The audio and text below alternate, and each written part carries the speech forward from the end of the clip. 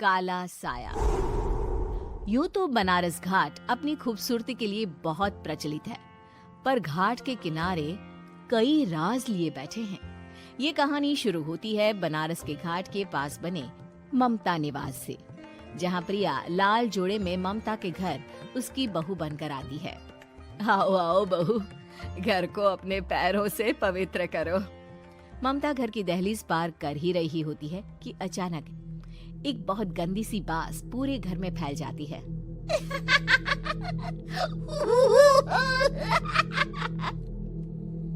ये बदबू और ये आवाजें, ये कौन हंस रहा है माँ?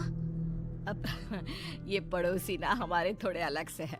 कहाँ हम शाकाहारी और ये मांस मच्छी खाने वाले। छोड़, तू ध्यान मत दे और गृह प्रवेश कर। और हाँ बहू, अपनी सास की एक बात हमेशा याद रखना, इन पड़ोसियों से तो कभी बात नहीं करेगी। अच्छे लोग नहीं है ये। अपनी सास की ये बात मानेगी ना बेटा? हाँ माँ, जो आपकी मर्जी, मैं उनसे बात नहीं करूंगी। अगले दिन प्रिया अपनी पहली रसोई बनाने रसोई घर में जाती है। ये छोटी बात तो नाक में जा रही है। एक काम करती हूँ, खिड़की खोल देती हूँ। प्रिया खिड़की खोलने जाती है। इतने जाले, लगता है इस खिड़की को कभी खोला ही नहीं गया। पर ऐसा क्यों? ओह, नॉन वेज की स्मेल आती होगी ना। 2 मिनट के लिए खोल लेती हूँ, फिर बंद कर दूंगी।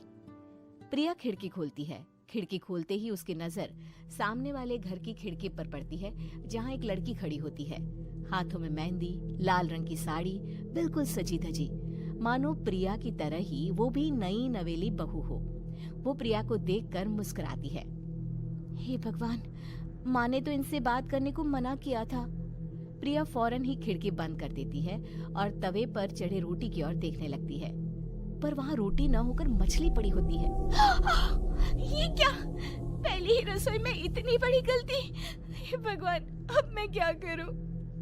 प्रिया बहुत डर जाती है और फौरन रसोई की सफाई करने और फिर सभी के लिए खाना बनाने लग जाती है। जब वो सबको खाना परोसती है, सब तो ठीक है, मैं बेकार में चिंता कर रही थी। हे भगवान, ऐसे ही बस अपनी कृपा बनाए रखना। रात के वक्त जब सब सो रहे होते हैं, तब प्रिया को पायल की आवाज सुनाई देती है, जिससे उसकी आंख खुल जाती है। ये पायल की आवाज कहाँ से आ रही है?